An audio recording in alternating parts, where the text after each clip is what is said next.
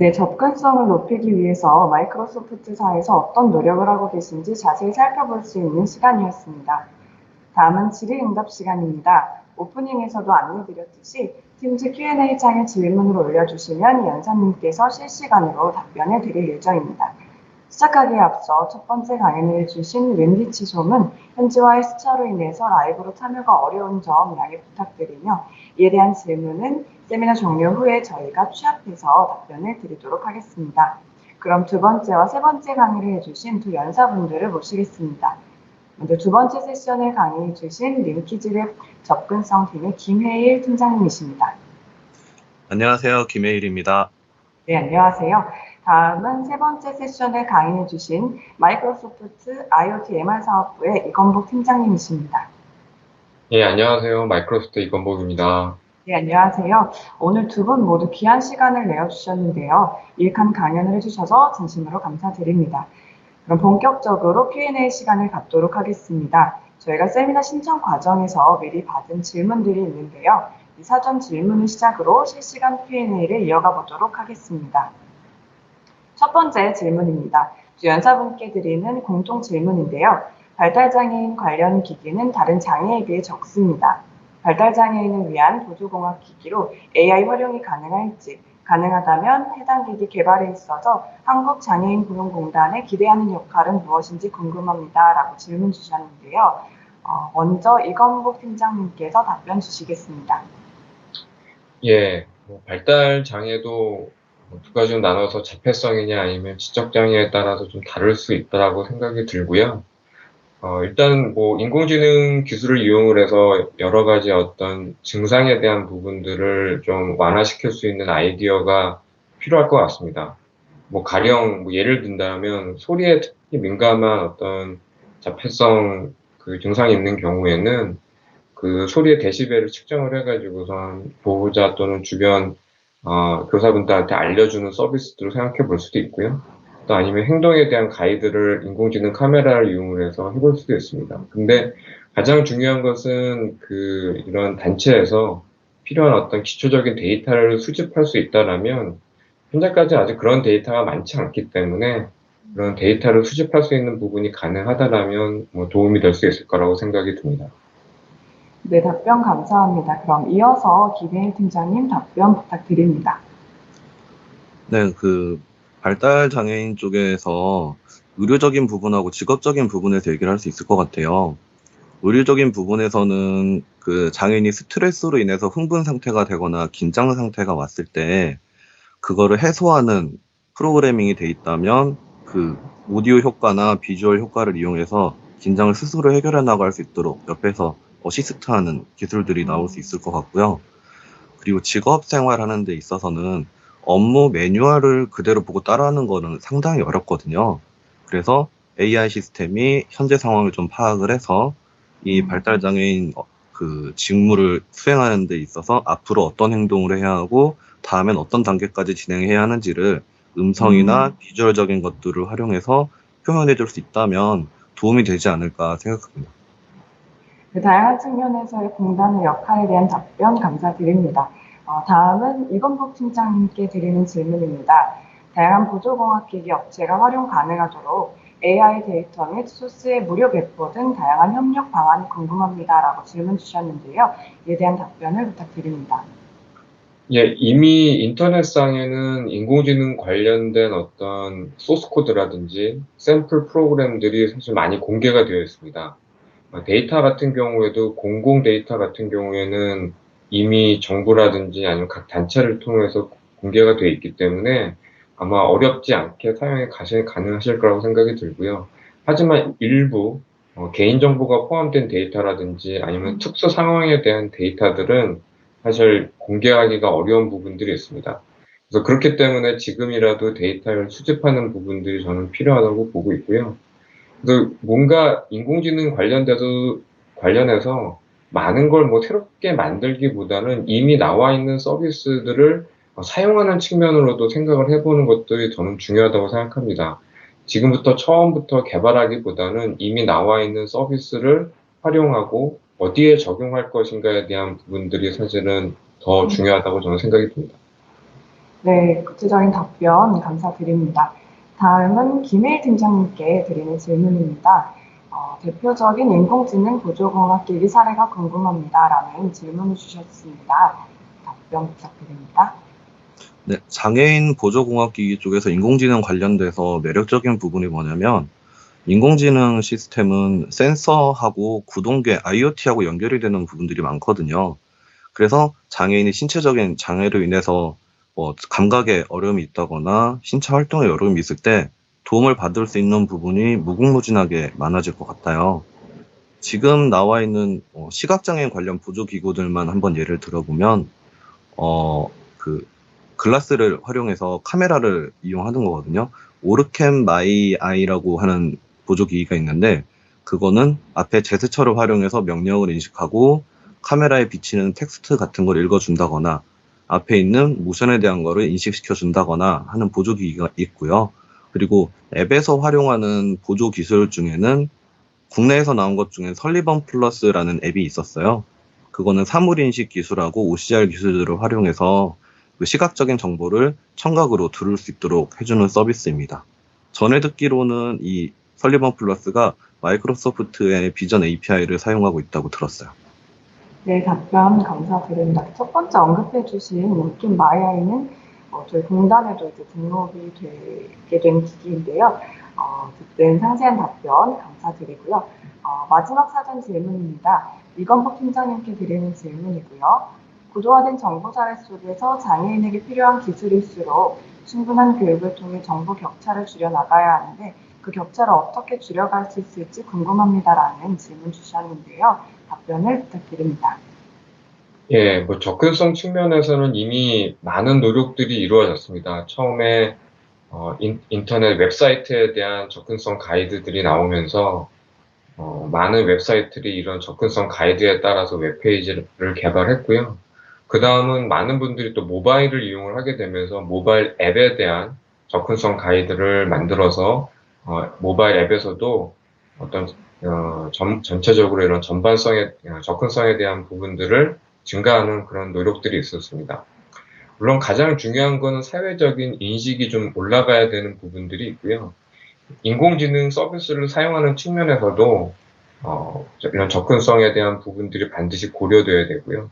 이런 접근성에 대한 부분들을 하기 위해서는 무엇보다도 손쉬운 가이드, 그런 서비스를 만드시는 분들 또는 사용하시는 분들이 실제 사용하기 쉽도록 그런 가이드들이 나오는 부분들이 아마 중요하다고 생각이 듭니다.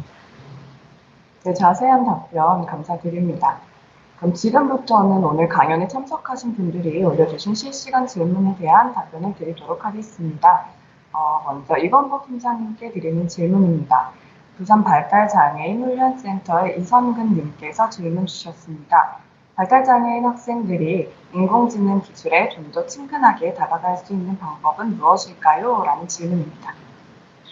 예, 뭐 발달 장애 있는 학생들이 일단 좀 친근하게 느끼는 부분들을 예를 든다라면 조금 전에도 김 팀장이 말씀하셨긴 했지만 이런 인지 서비스들, 뭐 음성, 시각, 비전, 그다음에 청각, 그다음에 주변에 대한 사물에 대한 인지 이런 부분들을 활용을 해서 좀 더 쉽게 사용할 수 있는 부분들, 아니면 좀 더 다가가기 쉬운 그런 서비스들을 한번 생각해 볼 수가 있는데요. 대표적으로는 그런 인공지능 카메라, 이런 비전에 대한 부분들을 청각이라든지 아니면 또 다른 형태, 피드백 형태로 바꿔서 한다라면 재밌게 사용할 수가 있을 것 같고요. 뭐 예를 들어서 발달장애 장애를 가지고 있는 학생들의 주변인들에 대한 얼굴을 미리 기록을 이렇게 인공지능으로 학습을 시켜놓고 주변에 그런 사람들이 오면 어떻게 행동을 해야 되는지를 음성으로 안내한다든지 아니면 행동에 대한 부분들을 교정에 대한 부분들까지도 이러한 그 행동 인지에 대한 부분들을 이렇게 활용을 한다라면 좀 더 재미있고 아니면 흥미를 줄 수 있는 부분들이 충분히 많다고 생각이 듭니다. 네, 구체적인 사례와 함께 답변 주셔서 감사드립니다. 다음은 김혜일 팀장님께 드리는 질문입니다. 초등학교 교사이신 조윤주님께서 질문 주셨습니다. 현재 교육과정에는 소프트웨어 교육이 들어와 있는데 장애 학생들, 특히 시각장애 학생들에게 소프트웨어 교육과 인공지능 교육이 어떤 방식으로 진행되면 좋을까요? 그리고 어떤 내용을 추천하시나요? 라는 질문입니다. 어, 지금 먼저 안타까운 점이 그 특수교육에서 장애 학생들을 대상으로 하는 교수학습법에서는 소프트웨어 교육까지는 아직 정확히 커버를 하고 있지 못한 것 같아요. 그래서 제가 뭐 교사수 전문가가 아니다 보니까 구체적인 건 말씀을 드리기 어렵지만 네. 지금 기존의 코딩 교육에 사용되는 여러 가지 툴들을 보면 간단한 프로그래밍 툴이 있고 그것을 모듈에 연결해서 프로그램을 입력하고 그 결과물을 동작으로 확인할 수 있는 형태로 하는 것들이 있잖아요. 근데 이 과정에서 프로그래밍을 하는 툴들에 그 시각장애인이 음성으로 들을 수 있는 접근성이 잘 안 돼 있어요. 그러다 보니까 그 부분을 시각장애인 학생들한테 직접 하라고 하는 거는 약간 무리가 될 것 같고, 대신에 프로그래밍을 미리 입력해 놓은 모듈들을 선생님이 준비해서 그걸 학생들에게 주고, 이 모듈을 이런 프로그램이 돼 있고, 이 모듈은 이런 프로그램이 되어 있는데, 이것들을 조합했을 때 이렇게 결과가 나온다라고 그 모듈을 만지고 인식할 수 있도록 해주면 어느 정도는 그 로직에 대한 거나 그 리터러시로 이해해가는 과정들을 좀 도움이 될 거라고는 생각을 하고 있어요. 좀 감사드립니다. 이번 질문은 이범국 팀장님께 드리는 질문입니다. 마이크로소프트에서 기술을 통해 장애인을 위한 보조공학 기기를 만드는 데 관심을 가지고 계신가요? 보조공학 기기 기업체와는 어떻게 협력하고 계신가요? 라는 질문 주셨습니다. 예, 마이크로소프트는 오래전부터 이런 보조 공학기기 개발하는 데를 지금 지원을 하고 있었고요. 예를 들면 브레일 장치 같은 경우에도 윈도우 인베디드를 사용하시는 케이스는 이미 오래전부터 알고 계실 거라고 생각이 듭니다. 그 외에도 어떤 장치 개발이라든지 아니면 IoT 장치라든지 아니면 인공지능 서비스를 개발하시는 분들 같은 경우에는 저희가 이제 솔루션 기업들을 지원해주는 어떤 그런 프로그램들이 있습니다. 물론 이제 클라우드를 좀 사용하시고 이런 인공지능 기술을 사용한다라면 더더욱 좋을 것 같고요. 그래서 그런 기술에 대해서 솔루션을 개발하시고 공급을 하시는 기업들에 대해서는 저희가 계속 지속적으로 어떤 그 기술 지원이라든지 아니면 시장화에 대한 부분들을 계속 지원을 하고 있는 상태입니다. 네, 그럼 감사드립니다. 다음 질문은 김혜일 팀장님께 드리는 질문입니다. 국립재활원 김인정님께서 질문 주셨는데요. 접근성 관련 세미나는 매년 보는데 시청각 장애인을 위한 정부 입출력 기술, 유니버셜 디자인 쪽에 집중되어 있는 듯합니다. 지체 뇌병변 장애 등 다른 영역의 사례와 고용 향상에 도움이 되는 AI 적용 사례가 있을까요? 라는 질문 주셨습니다. 단순하게 좀 기술적인 측면에서 로직으로 얘기를 해보자면, 센싱 기술이 있기 때문에 지체장애나 뇌병변 장애인이 어떤 의지를 표현했을 때 그것을 기계로 연결해서 행동을 대신한다거나 미리 준비된 서제스트들을 표시해서 그것들을 좀 더 편하게 수행할 수 있도록 하는 도움이 나타날 수 있을 것 같고요. 그리고 지금 나와 있는 것들 중에는 지체장애인이 신체적으로 활동을 하기 어렵기 때문에 스스로 IT 기기를 활용해서 명령을 내려서 로봇을 조종하고 그 로봇이 나를 대신해서 집안일을 하게 한다거나 카페에서 서비스를 하게 한다거나 하는 일들이 지금 진행되고 있고요. 실제로 일본에서는 원격지에 있는 지체장애인이 그 컴퓨터를 활용해서 로봇을 조작하고 수백 킬로 떨어진 곳에 있는 카페에서 로봇이 음료 서비스를 진행하는 그런 형태의 고용 사례도 나타나고 있어요. 그래서 단순히 지체장애인이니까 없을 것 같다라는 생각보다는 그 지체장애이기 때문에 그 지체장애가 있는 부분을 보완할 수 있는 형태로 활용하는 AI 기술들을 응용을 해볼 수도 있을 것 같아요. 왜냐하면 기존에는 물리적인 형태의 보조기구들만 있었잖아요. 이제 그것들을 자동화하고 시스템에 의해서 움직이도록 하는 형태를 생각해보면 앞으로 무궁무진하게 많이 해볼 수 있을 것 같습니다. 네, 말씀하신 대로 적용할 수 있는 범위가 좀 넓은 것 같습니다. 다음은 김일 팀장님께 드리는 질문입니다. 구조면님께서 주신 질문인데요. 제품을 개발할 때 AI 보조기기 같은 경우는 테스트를 주로 어떻게 진행하나요? 그리고 테스트를 진행할 때 중요한 점은 어떤 것이 있나요? 라는 질문입니다. 우선 테스트를 진행할 때 제일 중요한 점은 소프트웨어 개발할 때랑도 거의 겹칠 것 같은데요. 서비스를 만들 때 사용자가 이런 환경에서 이용할 것이다라는 가정이 있는데 그 가정의 폭이 되게 좁은 경우들이 있어요. 그래서 가능하면 다양한 환경에 있다라는 거를 염두에 두고 소프트웨어 개발이 필요하고요. 그리고 실제로 테스트에 참여해 본 것들 중에는 최대한 다양한 숫자의 사람들이 참여할 수 있도록 하고 최대한 다양한 환경을 만들어 봐요. 네트워크가 연결이 잘 되어 있는 경우도 있고 연결이 됐다 안 됐다는 경우도 있고 그리고 한 시스템 안에 그 동일한 기기를 쓰는 여러 사람이 모이는 한 장소 안에 여러 사람이 모이는 경우에 어떤 문제가 발생할 수 있는지 그런 걸 테스트해 보기도 하고요. 그리고 시간대를 다양하게 해보기도 하고 그 테스트하는 대상과 또 다른 만나야 되는 상대방 대상을 여러 가지로 바꿔보기도 해요. 전에 참여해 본 것 중에 버스에 대한 번호 인식을 AI 시스템으로 하는 경우들이 있었는데 단순히 그 2차선 도로에서만 했을 때의 결과물과 4차선 교차로에서 했을 때의 결과물, 버스 중앙차선, 그리고 도로변에 있는 그 인도 쪽에 있는 정류장, 그걸 할 때마다 다 결과치가 다 달랐어요. 그래서 최대한 다양한 환경에서 최대한 객관적으로 다양한 사람들이 테스트를 해보는 게 가장 좋습니다. 제일 중요한 건 사전 설계를 정확히 해야 되는 거.